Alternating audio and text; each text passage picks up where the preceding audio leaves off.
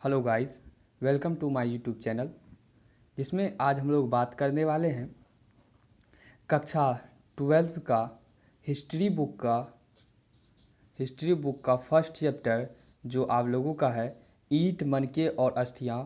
उनके बारे में हम लोग पहले स्मरणीय बिंदु के तौर पर, ऑब्जेक्टिव के तौर पर पूरी जो एक अध्याय हमारा ईंट, मनके और अस्थियां, जिसमें बात की गई है हम लोगों का हड़प्पा के बारे में जो बात की गई है, इनका ऑब्जेक्टिव तौर पर पूरे पाठ का परिचय जानेंगे। उनके बाद हम लोग इसका सब्जेक्टिव क्वेश्चन देखेंगे, क्योंकि आप लोगों को जो थंबनेल वीडियो उसमें बताया गया है कि न्यू सिलेबस के आधार पर पढ़ाया जाएगा। अर्थात कहने का अर्थ यह है, हमारा जो अभी वर्तमान समय में सिलेबस चल रहा है वह 50% ऑब्जेक्टिव और 50% सब्जेक्टिव वाला सिलेबस चल रहा है। इसलिए हम लोगों को जितना सब्जेक्टिव में ध्यान देना ज़रूरी है उतना ऑब्जेक्टिव में भी ज़रूरी है। इसलिए पहले आप लोगों को स्मरणीय बिंदु के तौर पर ऑब्जेक्टिव करा दिया जाएगा। उनके बाद आप लोगों को सब्जेक्टिव प्रश्न पत्र किया जाएगा, जिसमें आप लोगों को पता है क्या अब 2 नंबर और 5 नंबर वाले सवाल पूछे जाते हैं। तो 2 नंबर के कौन कौन से सवाल जो फिक्स रहते हैं और आने की संभावना रहते हैं और कई बार पूछा गया है, और कौन कौन 5 नंबर के सवाल से आने की संभावना है, उससे आप लोगों को डिटेल में इनके बाद ऑब्जेक्टिव जो हमारा स्मरणीय बिंदु है इनके करने बाद आप लोगों को बताया जाएगा। तो आप लोगों को जैसे पता ही है क्या हमारा जो हिस्ट्री बुक है कक्षा 12 का, वह हम लोगों का 3 भाग में बटा हुआ है। सबसे पहला जो हम लोगों का प्राचीन है, उसके बाद मध्यकालीन है, उसके बाद हम लोगों का है आधुनिक है। और सबसे पहले हम लोग प्राचीन को कवर करेंगे, और प्राचीन में सबसे फर्स्ट अध्याय जो है वो हमारा है ईंट, मनके और अस्थियां और हड़प्पा सभ्यता। और ईंट, मनके और अस्थियां जो है इन्हीं के आधार पर हम लोग हड़प्पा सभ्यता के बारे में जानकारी प्राप्त करते हैं। ईंट, मनका और अस्थियां, इन्हीं के आधार पर हड़प्पा सभ्यता के बारे में हम लोग जानकारी प्राप्त करते हैं। तो आप लोगों से प्लीज़ रिक्वेस्ट है, क्या अगर आप लोग एक बार किताब पढ़ के इस लेक्चर को देखने आते हैं तो आप लोगों को अच्छी प्रकार से यह लेक्चर समझ में आएगा। तो आप लोग प्लीज़ एक बार किताब पढ़ के आएँ तब इस लेक्चर को देखें। तो चलिए वीडियो को स्टार्ट करते हैं। और सबसे पहले हम हड़प्पा सभ्यता के बारे में बात करें तो हड़प्पा संस्कृति सिंधु नदी के तट में फैले होने के कारण सिंधु घाटी सभ्यता भी कहते हैं। पुरातात्विक संस्कृत शब्द का प्रयोग पुरावस्तुओं के ऐसे समूहों के लिए करते हैं जो एक विशिष्ट शैली के होते हैं और सामान्यतः एक साथ एक विशेष भौगोलिक क्षेत्र में कालखंड संबंध पाए जाते हैं। देखिए, आप लोगों को इनमें से इतना ही याद करना है, क्या हड़प्पा संस्कृति जो है सबसे बड़ी बात है, हड़प्पा संबंधी किस नदी के किनारे पाया गया है, और मोहनजोदड़ो। हड़प्पा और जो आप लोग पढ़ चुके हैं कि हड़प्पा सिंधु के किनारे और मोहनजोदड़ो, हड़प्पा संस्कृति जो है आप लोगों का सिंधु नदी के किनारे। बहुत ही कन्फ्यूजनल क्वेश्चन रहता है। हड़प्पा संस्कृति जो आप लोगों का सिंधु नदी के किनारे विकसित हुआ है। वहीं मोहनजोदड़ो की बात करें तो मोहनजोदड़ो आपका रावी नदी के तट पर विकास हुआ है। मोहनजोदड़ो जो आपका है वह रावी नदी के तट पर विकास हुआ है। तो इस प्रकार से आप लोगों को याद रखना है, क्या जो हड़प्पा संस्कृति है हम लोगों का, हड़प्पा संस्कृति सिंधु नदी के घाटी में फैले होने के कारण हड़प्पा संस्कृति को सिंधु घाटी सभ्यता भी कहते हैं। और नेक्स्ट बात करेंगे, दूसरा हम लोग ऑब्जेक्टिव के तौर पर है, क्या हड़प्पा सभ्यता का नामकरण हड़प्पा नामक स्थान जहां यह संस्कृति पहली बार खोजी गई थी उसी के नाम पर किया गया। सबसे बड़ी बात है, इतिहास में यह विशेष बात रहा है कि जिस स्थान पर कोई संस्कृति खोजी जाती है तो उसी स्थान के नाम पर उस संस्कृति का नाम रखा जाता है। इसलिए हड़प्पा सभ्यता का जो नामकरण होता है वह हड़प्पा नामक स्थान जहां यह संस्कृति जो हड़प्पा सभ्यता का खोजा गया था उसी के नाम पर हमारा हड़प्पा सभ्यता का नाम रखा गया है। हड़प्पा संस्कृति के 2 प्रसिद्ध केंद्र हड़प्पा और मोहनजोदड़ो है। हड़प्पा एक संस्कृति है और उसका 2 अगर प्रमुख केंद्र की बात करें तो आप लोग पढ़ चुके होंगे किताब में, क्या सबसे पहला उसमें हड़प्पा है और दूसरे पे आप लोगों का आ जाएगा मोहनजोदड़ो, जो एक नियोजित शहर है। कौन कौन सा हड़प्पा संस्कृति के प्रसिद्ध शहर रहे, तो हड़प्पा और मोहनजोदड़ो जो है वह प्रसिद्ध शहर रहे हैं। नेक्स्ट बात करें तो हड़प्पा सभ्यता की खोज 1921-22 में दयाराम सहनी और राखल दास बनर्जी और सर जॉन मार्शल के नेतृत्व में हुई थी। तो हड़प्पा सभ्यता का जो वो खोज हुआ था वह हड़प्पा सभ्यता का 21 ईस्वी में दयाराम सहनी और 22 में राखल दास बनर्जी के द्वारा सर जॉन मार्शल के नेतृत्व में हुआ था। और हड़प्पा सभ्यता की काल की बात करें तो 2600 ईसा पूर्व और 1900 ईसा पूर्व के बीच माना जाता है। तो अगर कोई सभ्यता है तो उसकी ईस्वी तो जरूर होगी, यानी कि उस किसके बीच में माना जाता है, कितने ईस्वी से कितने ईस्वी तक इस सभ्यता को माना जाता है। तो इसमें आप लोगों का 2600 ईसा पूर्व अर्थात एडी और 1900 ईसा पूर्व तक माना गया है हड़प्पा सभ्यता के काल को। नेक्स्ट बात करें तो हड़प्पा सभ्यता का काल विकसित सभ्यता 2600 से 1900 ईसा पूर्व के बीच माना जाता है, जैसे आप लोगों को पता है। और सिंधु घाटी सभ्यता सबसे विशिष्ट पुरावस्तु मुहर सेलखरी नामक पत्थर से बनाई जाती थी। सिंधु घाटी सभ्यता यानी कि हड़प्पा घाटी सभ्यता में विशिष्ट पुरावस्तु जो मुहर, सिंधु घाटी सभ्यता में यानी हड़प्पा सभ्यता में एक चलती थी मुहर, जैसे रुपये पैसे आज हम लोग चलता है तो उसी प्रकार से मुहर चलता था। और मुहर जो बनाया जाता है वह सेलखड़ी नाम का एक पत्थर था जो बहुत ही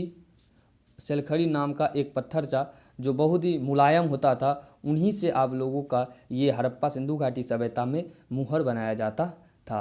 नेक्स्ट है हम लोगों का हड़प्पा सभ्यता की जानकारी प्रमुख स्रोत मृत भांड, भौतिक अवशेष, आभूषण, औजार, मोहरे, इमारतें इत्यादि से मिला है। तो हड़प्पा सभ्यता की जानकारी की बात करें तो हड़प्पा सभ्यता में जानकारी कैसे मिली, तो हड़प्पा सभ्यता की जानकारी हमें मृत भांड, भौतिक अवशेष, आभूषण, औजार, मोहरे, इमारत, खुदाई मिले, सिक्के इत्यादि से हम लोग हड़प्पा सभ्यता की जानकारी प्राप्त करते हैं। हड़प्पा संस्कृति प्रमुख क्षेत्र यानी हड़प्पा जो था एक ही जगह विकसित नहीं था, उसका क्षेत्र बहुत जगह अत्यधिक विकसित था। तो उसका क्षेत्र वर्तमान समय में बात करें तो कुछ क्षेत्र अफगानिस्तान में चला गया, कुछ क्षेत्र जम्मू बलूचिस्तान जो पाकिस्तान का रीजन अभी आ रहा है, और गुजरात, राजस्थान, पश्चिमी उत्तर प्रदेश में आता है। तो वर्तमान समय में इसका प्रमुख क्षेत्र अफगानिस्तान, जम्मू, बलूचिस्तान जो पाकिस्तान, गुजरात जो भारत, राजस्थान भारत में, पश्चिम उत्तर प्रदेश जो भारत में पड़ता है। और इसके प्रमुख स्थल, हड़प्पा सभ्यता के प्रमुख स्थल की बात करें तो बालाकोट, चुनहुदरो, कोटदीजी, धौलावीरा, लोथल, कालीबंगन, बनावली, राखीगढ़ी इत्यादि हमारा हड़प्पा सभ्यता का प्रमुख स्थल था। नेक्स्ट बात करें तो यह एक नगरीय सभ्यता थी। कौन एक नगरीय सभ्यता थी? हड़प्पा सभ्यता एक नगरीय सभ्यता थी और इसकी प्रमुख विशेषता इस नगर का निर्माण योजना है।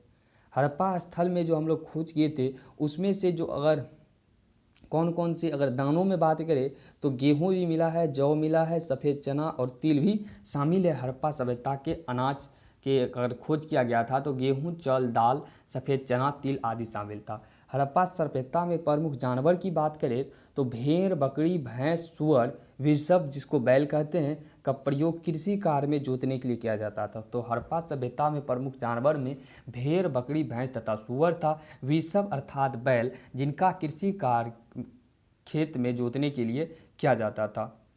हड़प्पा सभ्यता की दो भागों में विभाजित की जाती थी, दुर्ग और निचला शहर। जैसे आप लोग पढ़े होंगे कि हड़प्पा सभ्यता में दो शहर था, एक ऊपर का शहर और एक निचला शहर। ऊपर का शहर को दुर्ग कहा जाता था जो मीटिंग इत्यादि सभागार करने के लिए बुलाया जाता था, और निचला शहर में घर उड़ जो बनाया जाता था उसे निचला शहर, और ऊपर का शहर को जो ऊपर का शहर था उसे दुर्ग कहा जाता था।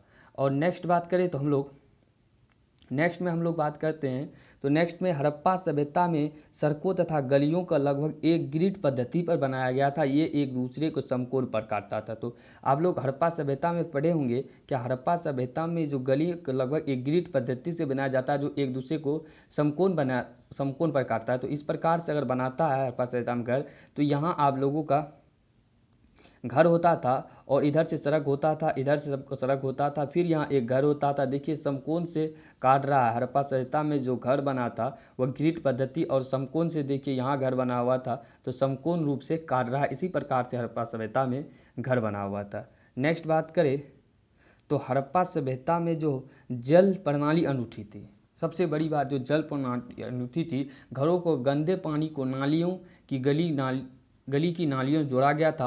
नालियों की पक्की ईंट से बनाया गया था। अगर जल निकास प्रणाली की बात करें हड़प्पा सभ्यता में तो गंदे पानी की नालियों को गली की नालियों से जोड़ा गया था और नालियाँ पक्की ईंटों से बनी होती थी।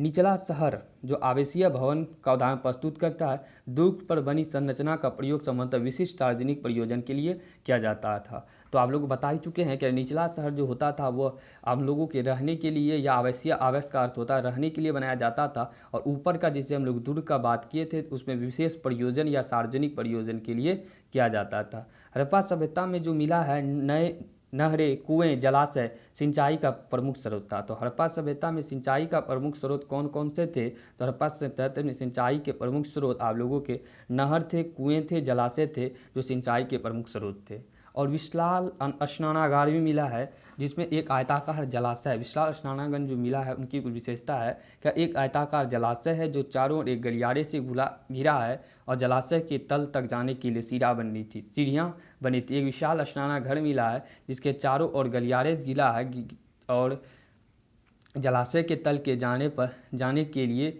सीढ़ी भी बना है, यानी जलाशय के अंदर जाने के लिए सीढ़ी की भी व्यवस्था थी। नेक्स्ट बात करें हम लोग तो हड़प्पा सभ्यता के शव यानी कि को यानी मृत्यु लाश को दफनाने की बात करें तो हड़प्पा सभ्यता में समाधानों में आमतौर पर मृतक के गर्तों में दफनाया गया था, उनके साथ मृतभांड और अवशेष मिला था। तो हड़प्पा सभ्यता में जो मृतक को दफनाया जाता था उनके साथ हमें क्या मिला है? तो मृतभांड मिला है, मृतभांड का अवशेष मिला है। हड़प्पा सभ्यता में जो दफनाया जाता था उनमें मृतभांड का अवशेष मिला है। आभूषण व मनके तोलने के लिए बाँट का प्रयोग होता था, यह चट नामक पत्थर से बनाया जाता था। हड़प्पा सभ्यता में जो माप तोलने की विधि जो किया जाता था वो बाँट का प्रयोग होता था। मापने तोलने के लिए किसका प्रयोग होता था? तो बाँट का प्रयोग होता था। और ये बाँट जो बनाया जाता था आप लोगों का तो चट नामक एक पत्थर था, उसी से बाँट बनाया जाता था। नेक्स्ट बात करें तो मनके का निर्माण, जो ईंट मनके आप लोग पढ़ चुके हैं, वह ईंट मनके का निर्माण की बात करें तो ईंट मनके का निर्माण के लिए ईंट मनके जो बनाया जाता था हड़प्पा सभ्यता में वह कार्नियल सुंदर रंग का एक पत्थर था, और जेस्पर, स्फटिक, क्वार्ट्ज तथा सेलखड़ी जैसे पत्थर, तांबा, कांसा तथा सोना जैसे धातुएं तथा शंख, फ्योनस और पकी मिट्टी सभी का प्रयोग मनके बनाने में होता था। तो मनके बनाने में किसका किसका प्रयोग होता था? तो कार्नियल जो एक सुंदर लाल रंग का पत्थर होता था, जेस्पर और स्फटिक, क्वार्ट्ज तथा सेलखड़ी जैसे पत्थर, तांबा, कांसा तथा सोने जैसी धातुएं, शंख, फ्योनस और पकी मिट्टी सभी का प्रयोग मटका बनाने में होता था, यानी कि मनके बनाने में होता था। इनके आकार यानी कि जो मटका बनाया जाता था उनका आकार चक्राकार, बेलनाकार, गोलाकार या खंडित होता था। नेक्स्ट है कि मोहरों और मुद्रांकन के प्रयोग लंबी दूरी और संपर्कों को सुविधाजनक बनाने के लिए होता था। तो हड़प्पा सभ्यता में जो मोहरों और मुद्रांकन का प्रयोग किया गया था वह लंबी दूरी में संपर्क को सुविधाजनक बनाने के लिए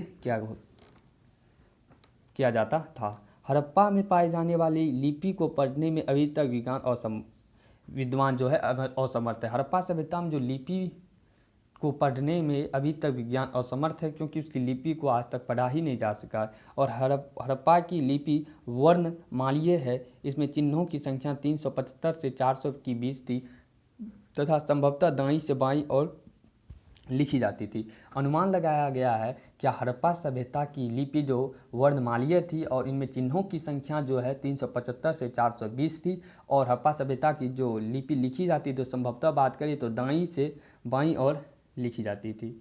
और हड़प्पा सभ्यता का विनाश जलवायु परिवर्तन, वनों की कटाई, नदियों का बाढ़ सूख जाना, मार्ग बदल लेना, भूकंप, बाहरी आक्रमण इत्यादि कारण हुआ। तो हड़प्पा सभ्यता का विनाश भी होता है। तो हड़प्पा सभ्यता के विनाश के बारे में अगर जानकारी प्राप्त करें तो उनमें से जो सबसे पहला है क्या जलवायु परिवर्तन, उसके बाद वन की कटाई के कारण या बाढ़ या नदी में सूख जाना, मार्ग बदलना या भूकंप, बाहरी आक्रमण इत्यादि के कारण हमारे हड़प्पा सभ्यता का विनाश हो गया। तो इसमें से सबसे इम्पोर्टेंट क्या था? तो हड़प्पा सभ्यता का काल जो पूर्व हड़प्पा से 2600 ईस्वी से पूर्व और परिपक्व 2600 1900 और उत्तर हड़प्पा को 1900 के बाद हुआ था। और हड़प्पा सभ्यता के विस्तार की बात करें तो हड़प्पा सभ्यता में उत्तरी छोर, पूर्वी छोर, और उत्तरी छोर में माडा यानी आलमगीर में था, दक्षिणी छोर, पश्चिमी छोर जो था दैमाबाद और सुतकागे डोर में था हड़प्पा सभ्यता का विस्तार। और हड़प्पा सभ्यता की विशेषता में हम लोग क्या पढ़ें कि हड़प्पा के दो भाग थे, दुर्ग और निचला शहर। पूर्व नियोजित जल निकास व्यवस्था थी हड़प्पा सभ्यता में हम लोगों का। और हड़प्पा से मिले सावधान आमतौर पर गर्तों में दफनाया जाता था। मोहरों में सुदूर क्षेत्र संपर्क में संभव हुआ था। और विनिमय बाट के लिए द्वारा किया जाता था। पाटचट नामक पत्थर से बनाया जाता था, यह घनाकार होता था, इन पर कुछ भी अंकित नहीं होता था। तो इसका संपूर्ण एक बार समरी दिया गया, तो इसे एक बार देख लेते हैं, उनके बाद हम लोग सब्जेक्टिव पर चलते हैं। कुछ पुरातत्वविदों का यह मानना था कि हड़प्पाई समाज में कोई शासक नहीं था, जबकि दूसरे पुरातत्वविद का यह मानना था कि वहाँ एक शासक के बजाय कई शासक होते थे। सड़क तथा गलियों की लगभग एक ग्रिड पद्धति बनाया जाता था जो एक दूसरे को समकोण पर काटता था। शिल्पकार कार्यों में मनके बनाना, शंख, कढ़ाई, धातु का मुहर और निर्माण तथा बाट बनाना सम्मिलित था। इस प्रकार से हम लोग हड़प्पा सभ्यता के बारे में कुछ मोटा मोटी जानकारी प्राप्त करते हैं और इसका कुछ ऑब्जेक्टिव भी हम लोगों को पता चलता है। अब हम लोग चलते हैं सब्जेक्टिव की और हड़प्पा सभ्यता से कौन कौन सा सब्जेक्टिव पूछा गया और पूछे जाने की संभावना है। तो आप लोग बता दें कि हमारा इस चैनल पर आप लोगों को हिस्ट्री पूरी बुक को इस प्रकार से पढ़ा दिया जाएगा, जैसे जिस प्रकार से भी मॉडल है इसी प्रकार से पढ़ाया जाएगा। तो अगर वीडियो अच्छा लगे तो वीडियो को लाइक करें और चैनल को सब्सक्राइब कर दें, ताकि आने वाले दिनों में टिप्स एंड ट्रिक्स के साथ आप लोगों को जो वीडियो इस चैनल पर डाली जाएगी तो आपको सबसे पहले नोटिफिकेशन मिले। इसके लिए आप बगल में घंटी के आइकन को प्रेस करें। तो चलिए हम लोग अब देखते हैं हड़प्पा सभ्यता, ईंट, मनके और अस्थियाँ से कौन कौन से सब्जेक्टिव अभी तक पूछे जा चुके हैं। तो सबसे पहला क्वेश्चन हम लोगों का हड़प्पा सभ्यता का जो आता है वो तो आप लोग बता दें, सबसे इससे पहले बता दें कि हम जो वही सवाल को बताएंगे जो सवाल आने की संभावना है, अन्यथा वो सवाल को नहीं बताया जाएगा जो बेकार का आप लोगों का कॉपी भरे और एग्ज़ाम की दृष्टिकोण से आप लोगों के लिए महत्वपूर्ण ना हो। तो इस बात का आप लोग ध्यान रखेंगे कि आप लोगों को पूरी की पूरी क्वेश्चन नहीं कराएंगे, सिर्फ एग्ज़ाम के दृष्टिकोण से जो होगा उसी को बताया जाएगा। तो स्टार्ट करते हैं। तो सबसे पहला क्वेश्चन हम लोगों का आता है कि समाधान जो शव को दफनाने की प्रक्रिया थी हड़प्पा सभ्यता में व्याप्त सामाजिक विषमता को समझने के लिए एक बेहतर स्रोत है। तो समाधान से हड़प्पा सभ्यता में जो वहाँ पर उनके साथ बहुमूल्य वस्तुएं दफनाई जाती थी उनमें सामाजिक विशेषता को समझने का एक बेहतर स्रोत है। हड़प्पा सभ्यता में जो सामाजिक विशेषता थी उसमें हड़प्पा समाधान में अच्छी प्रकार से देखा जा सकता है और इनको लिखने के लिए कह रहा है। तो समाधान के अध्ययन सामाजिक विषमताओं को परखने की एक विधि है। हड़प्पा स्थलों में मिले समाधान में आमतौर पर मृतकों को गर्तों में दफनाया जाता था। इन गर्तों की बनावट एक दूसरे से भिन्न होती थी। कुछ कब्रों में कंकाल के पास मृद भांड तथा आभूषण मिले हैं जो इस और संकेत करते हैं कि इन वस्तुओं का प्रयोग मृत्युपरांत किया जा सकता है। पुरुष एवं स्त्री दोनों के समाधान में आभूषण मिला है। तो जो हमारा ये समाधान वाला टॉपिक है इससे सामाजिक विषमता को परखने की विधि है। और हड़प्पा सभ्यता में मिले समाधान में आमतौर मृतक को गर्तों में दफनाया जाता था और गर्तों की बनावट एक दूसरे से भिन्न है। इससे पता चलता था कि हड़प्पा सभ्यता में सामाजिक विषमताएं थी। और कुछ कब्र में कंकाल के पास मृतभांड आभूषण मिला है जो इस और संकेत करती है कि इन वस्तुओं का प्रयोग मृत्युपरांत प्रयोग किया जाता था। तो हड़प्पा सभ्यता के लोग जो कब्र के साथ मृतभांड इत्यादि आभूषण जो दफनाते थे और इसका सोच था कि मृत्यु के बाद ये लोग इनका प्रयोग करते हैं और पुरुष और स्त्री दोनों के समाधान में आभूषण मिला है। नेक्स्ट है हड़प्पा जल निस्तारण प्रबंध के लेख लिखे, बहुत ही इम्पोर्टेंट है। या तो हड़प्पा के या मोहनजोदड़ो या हड़प्पा मोहनजोदड़ो जो था, मोहनजोदड़ो एक प्रसिद्ध नगर था हड़प्पा का और उसी में आप लोगों को देगा मोहनजोदड़ो की प्रसिद्ध विशेषता लिखें या विशेषता लिखें या हड़प्पा की विशेषताएं लिखें। तो हड़प्पा विशेषता जब 5 नंबर में लिखेंगे तो हड़प्पा और 5 नंबर में पूछा जाएगा तो जल निस्तारण उसमें से एक हम लोगों का टॉपिक होगा। और ये देखिए आप लोग 5 में बताया, लेकिन इतना छोटा नहीं लिखना होगा, उससे अच्छी प्रकार से लिखना होगा आप लोगों को। तो हड़प्पा जल निस्तारण के लिए 2 नंबर में, यह 2 नंबर के लायक है लेकिन 5 नंबर मिस्टेक से लिखा गया है। तो 2 नंबर में इस प्रकार से प्रश्न पूछा जाएगा हड़प्पा में जल निस्तारण प्रबंध के बारे में लिखें। तो इस नगर में एक प्रमुख विशेषता थी, इसका जल निकास प्रबंध था। जैसे आप लोगों को पिछले जो ऑब्जेक्टिव में भी बताए थे, हड़प्पा इस नगर में प्रमुख विशेषता इसका जल निकास प्रबंध था। इस नगर की नालियाँ मिट्टी की गारे, चूने की जिप्सम की बनी हुई थी। तो इसकी नागर की नालियाँ जो बनती थी वह चूने और जिप्सम की बनी थी और इनकी बड़ी ईंटों का पत्थर का ढका जाता था जिनको ऊपर उठाकर उन नालियों की सफाई की जा सकती थी। घरों से बाहर की छोटी नालियाँ सड़कों के दोनों ओर बनी हुई थी जो बड़ी और पक्की नालियों की आकर मिल जाती थी। वर्षा के पानी निकास के लिए बड़ी नालियों को घेरा 2.5 से 5 फुट तक था और घरों से गंदे पानी के निकास की सड़क दोनों ओर गड्ढे बने होते थे। इन तथ्यों से प्रतीत होता था कि सिंधु घाटी के लोग अपने नगर की बहुत ध्यान देते। तो हड़प्पा सभ्यता में जल निस्तारण की बात करें तो इस प्रकार से चित्र में देखें तो इस यहाँ अगर घर था तो ये दोनों साइड में आप लोगों का नालियाँ थी और इसका गंदा जल इसमें आता था और इसके ऊपर एक प्लेट होती थी जिससे समय समय पर इसमें कचरा जम जाने पर इसको हटाकर इस नाली को साफ किया जाता था। बस इसी को यहाँ समझाया गया है, तो आप लोगों को किताबी भाषा में लिखना है। हड़प्पा समाज में शासकों द्वारा संभावित कार्य को चर्चा कीजिए।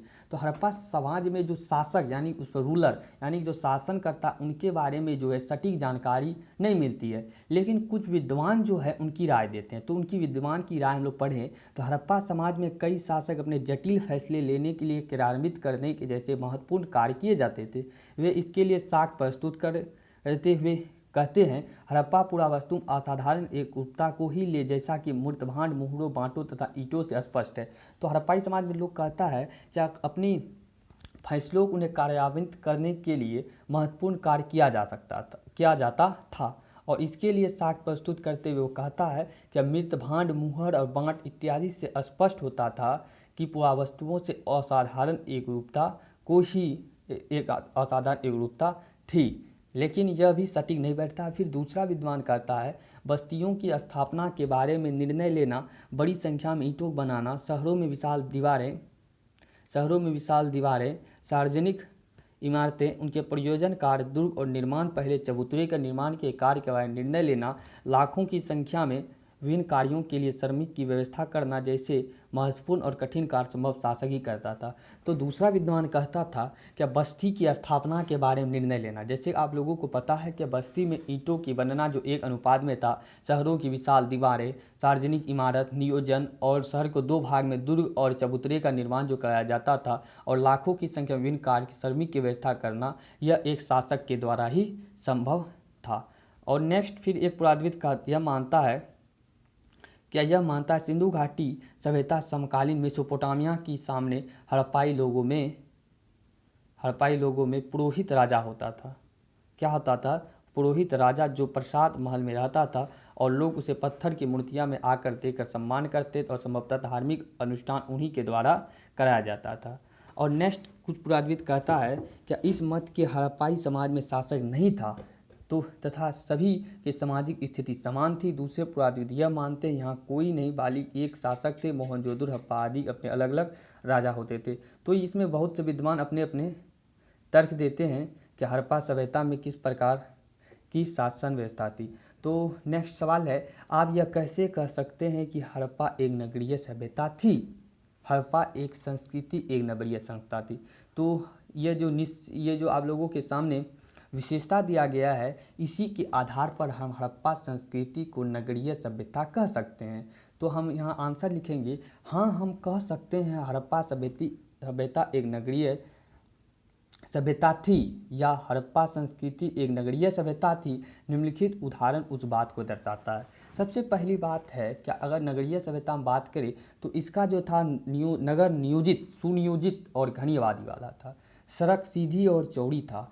घर पक्की और लाल ईंटों से बने एक से अधिक मंजिल में था। प्रत्येक घर में कुआं स्नानघर था। जल निकासी की उत्तम व्यवस्था थी जो मुख्य जल निकासी से जुड़ी थी। हड़प्पा नगर में सार्वजनिक भवन को देखने को मिला है। लोथल में डोकायार्ड मिले हैं जिससे पता चलता है व्यापारिक केंद्र रहा था। और हड़प्पा संस्कृति पतन के बाद नगर नियोजन लगभग भूल गए, जीवन लगभग 1000 वर्ष तक देखने को नहीं मिला। तो इन सब जो दिया गया एक प्रकार से जो दिया गया है, इन सभी कारणों से हमें लगता है कि हड़प्पा संस्कृति एक नगरीय सभ्यता थी और इन्हीं कारण से हम लोग हड़प्पा संस्कृति को इन सभी विशेषता के कारण हड़प्पा संस्कृति को हम लोग नगरीय सभ्यता भी कहते हैं।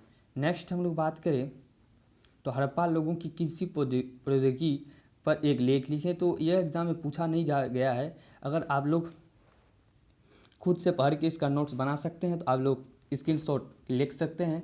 तो इससे आप लोगों को इसके बारे में हम नहीं बताएंगे क्योंकि इससे प्रश्न नहीं आया है, आने की संभावना भी बहुत कम है।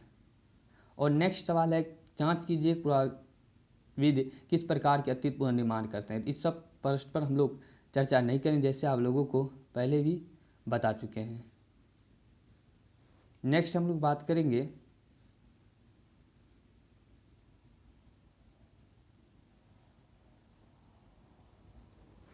इस प्रकार से हमारा हड़प्पा सभ्यता का जो लेक्चर है वह समाप्त होता है। अगर हड़प्पा सभ्यता से 2-4 प्रश्न यहाँ हमारे छूट जाते हैं तो अगर ये 2-4 प्रश्न आप लोगों को कंप्लीट करनी है तो आप लोग हमारे जो टेलीग्राम चैनल है, आप लोग टेलीग्राम पर मैट्रिक कोचिंग सेंटर पीके के नाम से सर्च मारिएगा तो वहाँ पर आप लोगों का जो चैनल पर लोगो है उसी का लोगो आएगा। आप वहाँ से ज्वाइन कर लें और हड़प्पा सभ्यता और इनसे जुड़ी जो प्रश्न उत्तर MVVI होगा यानी मोस्ट इम्पोर्टेंट होगा, आप लोगों को वहाँ मिल जाएगा और वहाँ से आप लोग नोट्स कर सकते हैं। और समय समय पर वहाँ टिप्स एंड ट्रिक के साथ और सभी को वीडियो दिया जाता है। तो आप लोग प्लीज़ टेलीग्राम को ज्वाइन करें और वहाँ से आप लोग इस हड़प्पा सभ्यता के 2-3 प्रश्न रह जाते हैं, आप लोग वहाँ से इसे कंप्लीट कर लें ताकि आप लोगों को हड़प्पा सभ्यता से एक भी प्रश्न ना छूटे। वैसे तो आप लोग किताब पढ़ेंगे तो किताब में सबसे मिल ही जाएगा, लेकिन जो समझाने की प्रक्रिया हड़प्पा सभ्यता की थी उसे हम समझा चुके हैं। हड़प्पा सभ्यता में क्या क्या हुआ था, किस प्रकार से ईंट मन की अस्थियाँ थी,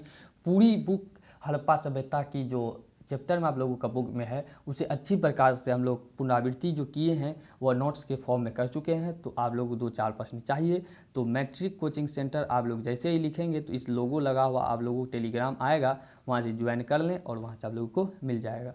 तो जो बच्चे न्यू हैं उसको हम बता दें, क्या हमारे चैनल पर आप लोगों को कक्षा 12 का सब्जेक्ट बाय सब्जेक्ट का नोट्स मिलेगा और इस प्रकार का लेक्चर मिलेगा। तो अगर आप लोगों को वीडियो अच्छा लगे तो वीडियो को लाइक कर दें और चैनल को सब्सक्राइब कर दें, ताकि वीडियो पर आप लोग कमेंट ज़रूर करें ताकि वीडियो बनाने में हम लोग मोटिवेट हो और आपके लिए इससे भी और अच्छी प्रकार की वीडियो आप लोगों के सामने बना कर प्रस्तुत करें और आप लोग अच्छी प्रकार से एग्ज़ाम में स्कोरिंग कर पाए। और आप लोगों को ऑब्जेक्टिव के रूप में भी इस हड़प्पा सभ्यता के बारे में बताया जाएगा, यानी कि एग्ज़ाम के दृष्टिकोण से जो और ही अत्यधिक महत्वपूर्ण होगा वह भी बताया जाएगा। तो नेक्स्ट वीडियो में हम लोग बात करेंगे मौर्य साम्राज्य का और उसमें हम लोग द्वितीय चैप्टर में ऑब्जेक्टिव सब्जेक्टिव इसी के फॉर्म में बात करेंगे। तो तब तक के लिए आप लोगों को good bye, thanks for watching, thank you all of you.